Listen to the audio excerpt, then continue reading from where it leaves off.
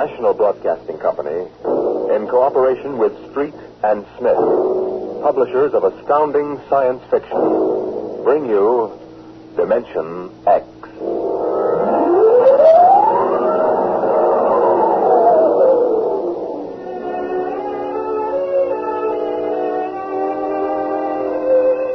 My name is Donald Hasten, private investigator.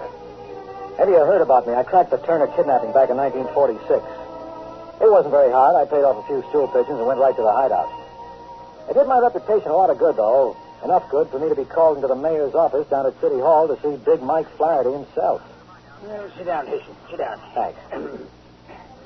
You'll have to forgive me for speaking so low. That's a bad case of laryngitis. Yes, it is. Hasten, I've been a fool. You didn't get to be mayor of a city like this by being a fool. Well, you know, Hasten, when you get old, you want to believe a lot of things. You want to believe so hard that sometimes you throw your common sense right out of the window. You get hardening of the cranial arteries. You become stupid. Well, what's the pitch, Mr. Mayor? You didn't call me in to discuss the philosophy of growing old gracefully. Listen, I want you to do some investigating for me. Naturally, it must be confidential.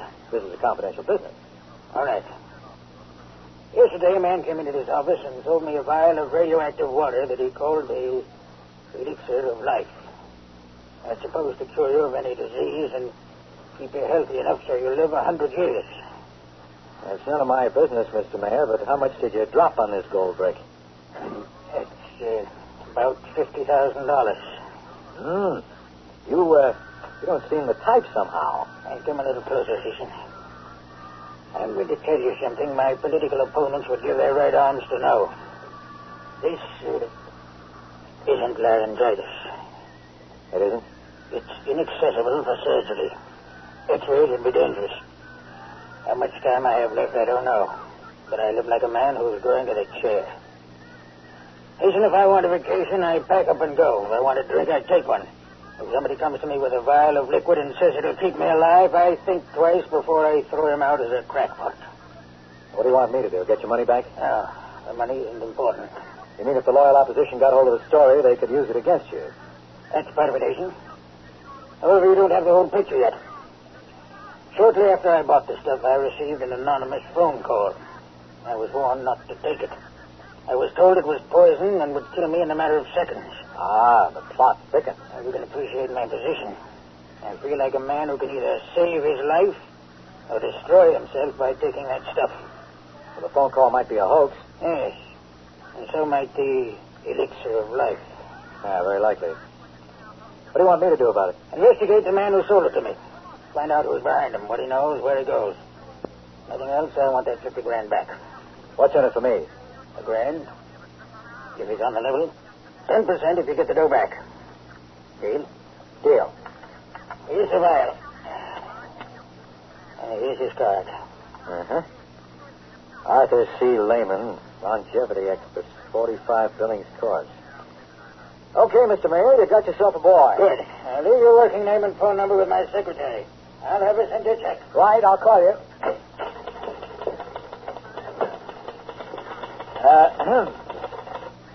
You were in there a long time. How'd you make out? Swell. I bought the outer drive for only $10 and the cost of mailing. That's kind of high. Last week we were selling it for only $5. I'm sorry. I've been listening to too many detective programs. It isn't polite to stare. I was just wondering what your name was. Sign on the desk says Katharina Cooper. I'll call you Kathy. Oh, I'm supposed to leave my name and phone number. Go ahead. The name is Donald Hasten. But then you knew that, honey. You've been listening to the mayor call me by it for the last half hour. You forgot to shut off the intercom switch. Big Mike's getting kind of careless, isn't he?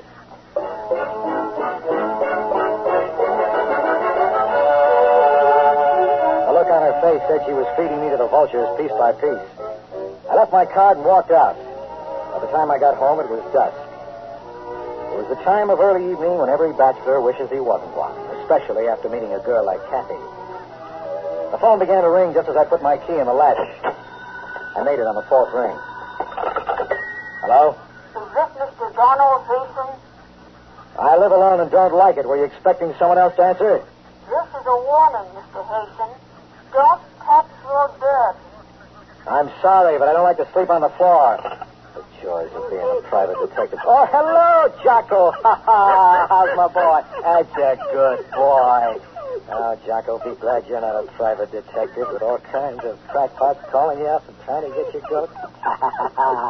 Nice boy. Sometimes I wish I had shaggy ears like you so I couldn't hear them. Come on, boy, come on. In the bedroom for a change or something pleasant.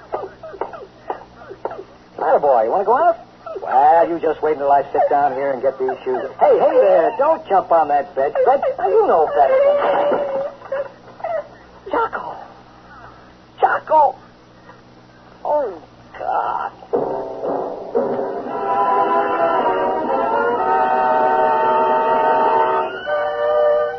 The bedspread closed on him the way a Venus flytrap closes on a fly. When I looked more closely, I saw that the bedspread had silvery threads of fine spring steel woven into it. It had been set like a bear trap to spring shut and strangle anything that touched it. Somebody wanted to get rid of me pretty badly. Somebody to whom I had suddenly become very dangerous.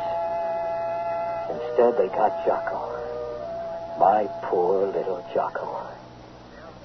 I decided to take a fast drive over to Billings Court to see Arthur Lehman, longevity expert.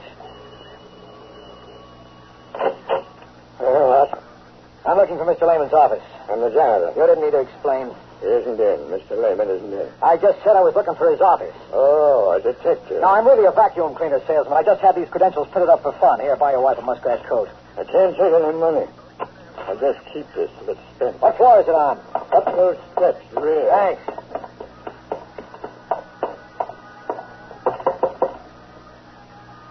Well, let's see now. I ought to have one that fits this.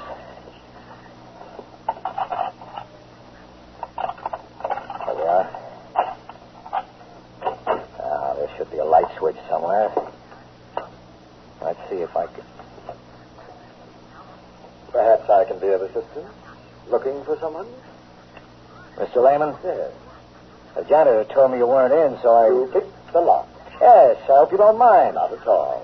If you'd put down the gun. I like to hold it. It gives me a feeling of power. Now, Mr. Hasten. Mr. Hasten, if you will tell me just who you are and what you're doing here. I couldn't sleep. My bed had a dead dog in it. I thought I should consult a health expert. Who sent you? Nobody sent me. I'm like Topsy. I just growed. I'd like to keep on growing, Mr. Lehman. I don't like people trying to kill me. And I don't like people killing my dog. What makes you think I would try to kill you? Just a hunch. If I really wanted to kill you, I could do it right now, perfectly legally, since you broke in here. That'd be hard to prove. Fortunately for you, Mr. Hastings, I don't have the faintest interest in trying to kill you. On the contrary, it was I who telephoned and warned you about that bed. You know about that phone call? I ought to. I made it. What's the pitch, Mr. Lehman?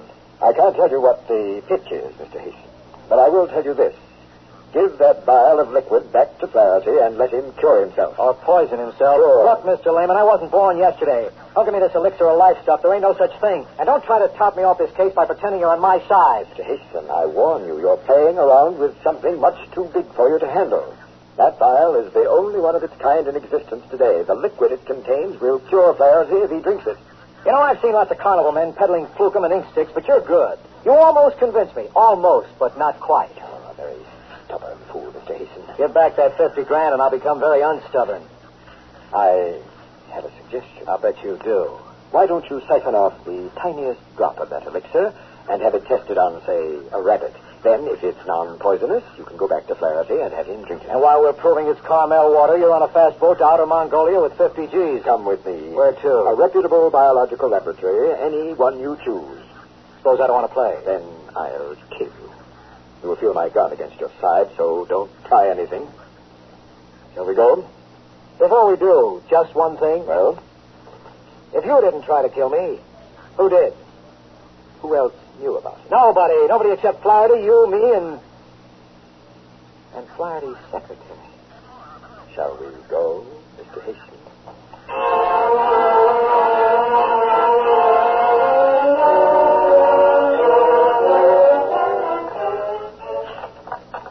Oh, yes. I believe I could make such a test. Of course, it would mean injecting a booster CC into an infected guinea pig. Then you'd have to wait and do a biopsy. How long would it take? 24 hours at least. Okay, how much? $50. My friend will pay you. Your friend. Yeah, the gentleman will... Holy jumping sunfish. Sir?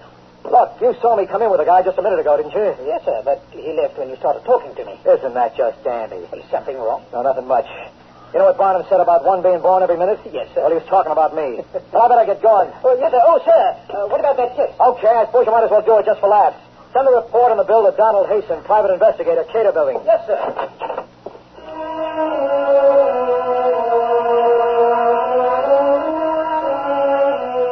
I knew there wasn't much point in going back after Lehman. He was probably well on his way by this time.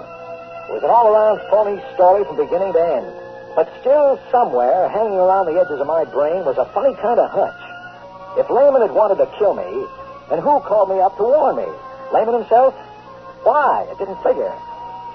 I stopped to look up an address in the phone book, and then I invested 10 cents.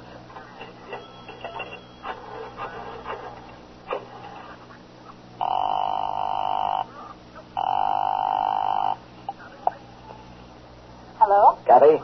Yes? This is Sherlock. Oh, I'm glad. Glad? That you called. I wanted to apologize to you for eavesdropping this afternoon. Why don't you do it over a cup of coffee? I have to talk to you. It's very late. We'll sleep late tomorrow, please. All right. Well, I'll meet you. There's a coffee shop near your place. I'll be there in 15 minutes.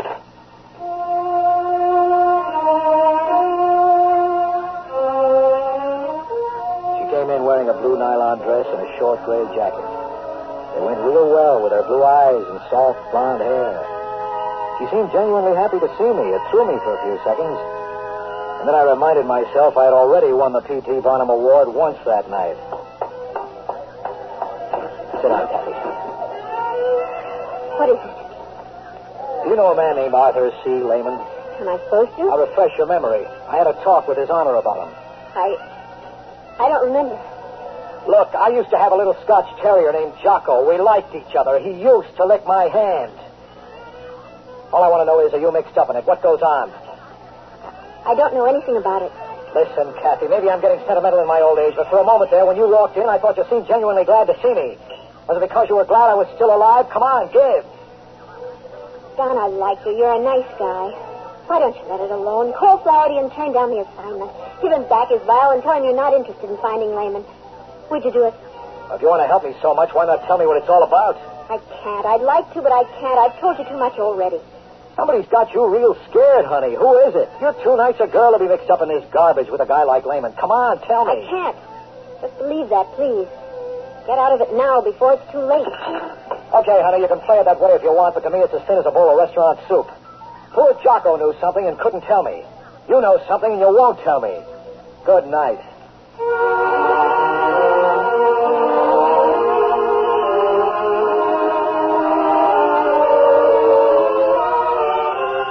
I didn't go home.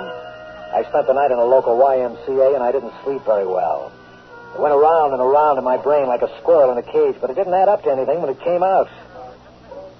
In the morning, I went straight to my office and locked myself in with a bottle of gin. By 10 o'clock, I had decided to quit the job, but before I could call Flaherty and tell him, the phone rang. Go ahead. Mr. Hasten? You got it. This is Dr. Gregory in the Bayside Biological Laboratory. If you want the money... It isn't about the money. What's up? Mr. Hasten, do you have the formula for that serum you gave me? No, I know a guy who might, but he's in outer Mongolia by now. Why? Well, I've never seen anything quite like it. I don't know if it was just a freak of fate or... What happened? Well, that pig, that diseased guinea pig, Mr. Hasten, well, it completely recovered in 12 hours. Not only that, Mr. Hasten, but there is not a trace of the malignancy. That pig looks healthy enough to live another 100 years.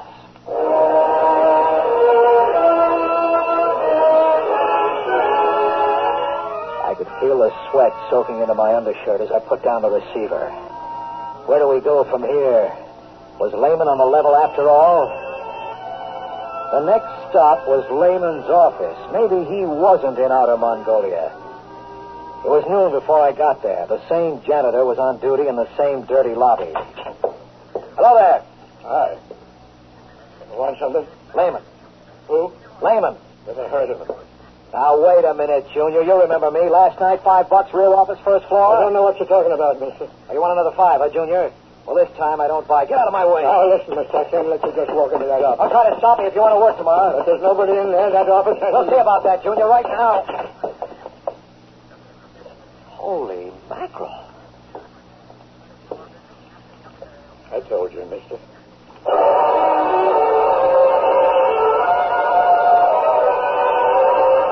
The room was bare. There were taps on the electrical outlets. Everything in the room was covered by a 6 weeks accumulation of dust that was undisturbed except for the footprints of the janitor and myself. Yet yesterday there had been a rug, telephones, desks, chairs, file cabinets. I checked the door number. 1B, that was it, all right. Then I checked the janitor. He was standing there just looking stupid. But he looked a little too stupid. I figured I could make him talk, so I tried an old trick. I reached inside my hat band, took out an ordinary pin, and jabbed him hard on the arm. Hey, ow! What's the big idea, mister? Sit down, Junior. Sit down, over here on the window ledge. Okay. Now, listen, I don't know anything. Maybe you saw something like this in the movies, Junior. There's this guy, see, a killer. And he sticks another guy with a needle that has a slow poison on the end of it, like I have, right in this little glass vial. See it? And only this killer has the antidote. If the other guy doesn't talk, it's curtains in 1 minute. If he does, the killer will give him the antidote. Okay, Junior. Talk. Well, I don't believe you. There's no poison in that pin. It's a joke. It's up to you, Junior. Don't you feel something different, though? Feel your heart speed up a little from the poison? Now, listen, I don't know anything. It makes you sweat, too. When it reaches the brain, that's when it really begins to work. You got 30 seconds to spill. Otherwise... Please. 25 seconds. Okay. He was here. He gave me $100 to forget it.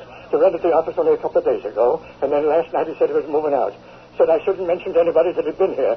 And now our lady was gone. Files, furniture, and all. Don't know how he moved all that stuff out so fast. Now, that's all I know. Honest, that's all I know. Now, for God's sake, mister, give me that stuff. Don't let me just croak. I feel it. Relax, Junior. There was no poison. You're all right. A trick. Yeah, a trick. Thanks for the information. A trick. It's a trick, man. He said he'd kill me. Thanks again. There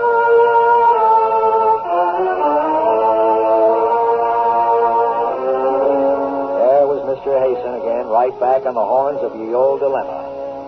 The only thing I knew for sure at this point was that the serum was apparently not poisonous. And since my client was most concerned with that, I made my next stop the office of His Honor, Mayor Big Mike Flaherty. I had the vial in my coat pocket.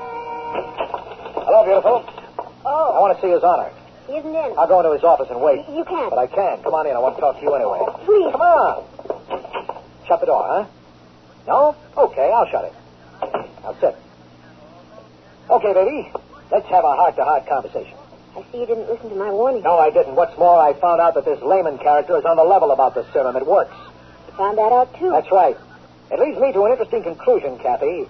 Namely, that you're the one who tried to booby-trap me. All right. Have it your way. What do you intend to do? Well, first, I'm going to give Flaherty that serum and let him cure himself. You mustn't do that. Why not? I can't tell you that you mustn't. Down in a few minutes, Mike Flaherty will be here. Before he comes, I'll have to ask you to give me that serum. Try again. I don't hear so good. Maybe you'll hear this. It works, too, so don't try anything. Well, so now it comes out.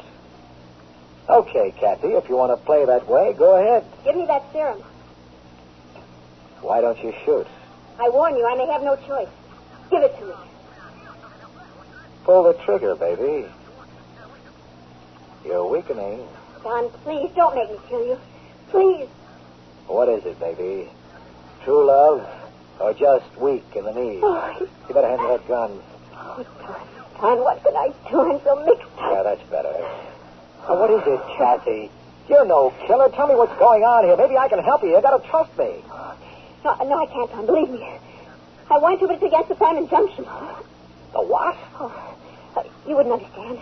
There's no way I could make you understand. Only believe me, Don, because I love you. You mustn't let Layman succeed in giving that serum to Mike Flaherty. The consequences would be unimaginable. You know, Kathy, if you had come to me and leveled right at the start, maybe we could have worked something out. Maybe I'd be listening to you now. But you're a little late because I just heard Big Mike come into the outer office. He'll be here in a second. Don't, please. Come in. How do you do? Layman. I see she's been trying to get the vial from you, Mr. Hasten. I was afraid of that. I came over to make certain that Mr. Flaherty is permitted to drink the serum. Well, that's very noble of you, Layman, but I don't quite understand it. You have your 50 grand. What do you care whether Mike Flaherty lives or dies? Mr. Hasten, if Mike Flaherty dies, the opposition candidate will win the next election. That That means a new political party will come into dominance in this city. The next president will be a representative of that party. I am most anxious to see that does not happen. The entire future of our country, indeed, the history of the world, will be affected by it. He's telling the truth, Don. But events must be allowed to take their normal course. Don't listen to her, Hastings. She's tried to kill you once. She'd do it again. You know I'm telling the truth about that serum. She wants to see Flaherty die. Go ahead, ask her. It's true, isn't it, Kathy? You want Mike Flaherty to die. You don't understand. Listen, I'm getting pretty fed up with being told I don't understand. Understand what? I understand that in the past 24 hours somebody tried to kill me. I understand that Lehman's serum will cure a guinea pig and probably a human. I understand that unless I'm completely insane, the entire contents of Lehman's office vanish in a few minutes. I understand that you two seem to be more concerned with some nonsense that's going to take place in the future than... Holy smokes. Oh, no, it's too fantastic. It's just too fantastic to even think about. Something troubling you, Mr. Hastings? Perhaps I can help you. Perhaps you can, Lehman. I'm going to ask you just one question. Very well. When are you from? That does it, doesn't it, Mr. Lehman? I've guessed your game. I'm afraid you have, Mr. Hastings. I am, as you surmise, a traveler from the future. And since you've stumbled upon it, perhaps Miss Cooper here would like to fill in her part of the story. But before she does, up your hands, both of you. Higher. Don't move. I'll take that gun, Mr. Hastings. Now, Miss Cooper, you may enlighten our backward friend. Go ahead, Kathy. Both Lehman and myself are from the future, Don. Why didn't you tell me? I couldn't. The prime injunction to time travelers is never to reveal their identity. The penalty is death. Since you've guessed it as we feared you might, there's no point in trying to conceal anything further. Go on. Mr. Lehman's a fugitive from the era in which we live. Using one of our time machines, he came back to your time. And he sought to change things so that he'd be in a position of great power in the future. How do you figure to do that? If Flaherty lived long enough, he could dominate the political picture in America. You're almost right, except in one detail, Miss Cooper. Flaherty will not survive. He will live only long enough to gain a position of political dominance. Then I will remove him, and my own ancestor will take over the reins of power, leaving them eventually to me. I get it now.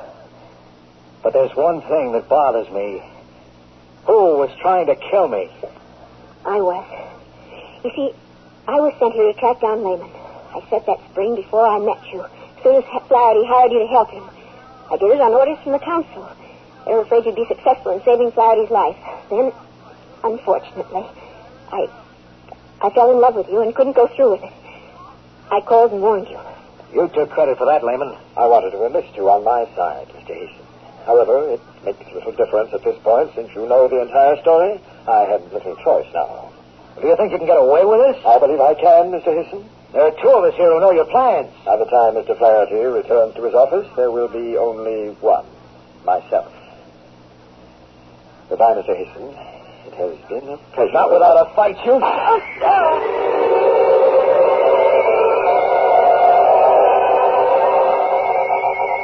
Not many people know how it feels to be shot in a forest. I saw Kathy jump toward the desk and push a button I hadn't noticed before. I remember a thud as if I'd been sandbagged, and then watching in amazement as the crimson spread down the front of my shirt. Then there was a loud roaring noise, and everything went black. I died. Don't try to move, Don. Don't move yet. It'll take a few minutes for you to feel like yourself. What? Holy jumping sunfish. I'm sitting in Flaherty's office. The blood. There was blood on my shirt, and it's gone now. Here, drink this.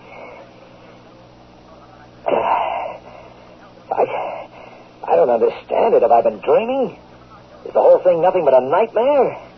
Well, it seemed so real that there was a man named Lehman. He pointed a gun ahead and shot me.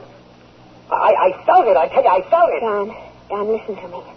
Listen carefully. There isn't much time. And please, darling, please, this time, believe me. Listen. Go ahead. You were in this room. Lehman did shoot you. He killed you. You're insane. No. What he didn't know was that this office is a time machine. We rigged it that way, hoping to trap him here and take him back to future time. When I saw he was about to shoot you, I jumped to the switch that sets the machine into reverse. We went back into the past, before he killed you. That's where you are now. It's only a few minutes before Lehman is going to knock on that door and come into the office. But it's too fantastic to believe, Kat. It's true. What can I do? Break the valve. Break it now before Lehman gets here. And then, when he comes, get the jump on him. Since you're the one who went back in time, you'll remember, but Lehman won't. What'll happen to us? He'll appeal to the council. Perhaps they'll let us stay together. I can't make my brain believe this, Kat. You must, Don. Don, for our own sake, for the future's sake. Break the vial now. In a moment, it'll be too late. Well, I don't know, Kathy. Clarity, his life depends on this little glass bottle. I'm pleasing. It's Lehman. Don, you've got to decide now. Now, quick. Thank God. Come in, Mr. Lehman. We're ready for you. This time.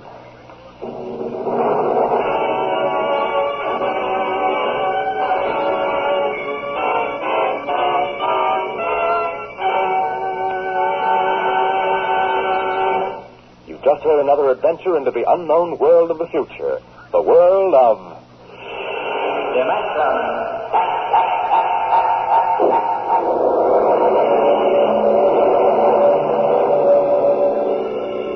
Dimension X is presented each week by the National Broadcasting Company in cooperation with Street and Smith, publishers of the magazine Astounding Science Fiction. Today, Dimension X has presented Untitled Story from the current issue of Astounding Science Fiction. It was written for radio by George Leffers from the story by Frank M. Robinson. Featured in the cast were George Petrie as Hazen, Ann Sargent as Cassie, Bernard Lenrow as Lehman. Your host was Norman Rose, music by Albert Berman. Dimension X is produced by William Welsh and directed by Fred Way.